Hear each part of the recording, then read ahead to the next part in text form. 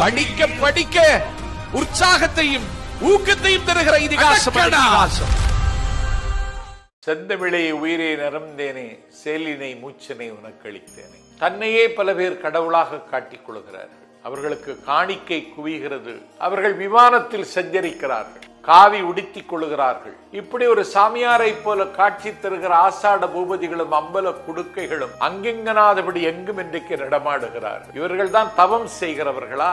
அவனல்ல தவம் செய்கிறவன். உற்ற நோய் நோய்ந்தல் உயிர்க்கு உருகன் செய்யாமை அற்றே தவத்திற்கு உரிய என்றான் வான்புகள் உள்ளவர். எல்லா துன்பங்களையும் தாங்கிக் கொண்டு எந்த உயிருக்கும் இந்த நாட்டில் ஏதாவது ஒரு வகையில் உத்தரவாதமாக எவன் ஒருவன் இருக்கிறானோ அவன்தான் தவசீலி, அவன்தான் தவம் செய்வதற்கு தகுதி உள்ளவன் என்று வான்புகள் வெள்ளவன் அன்றைக்கே இந்த கபட வேடதாரிகளினுடைய முகமூடியை கிழித்து தொங்க விடுகிறான்.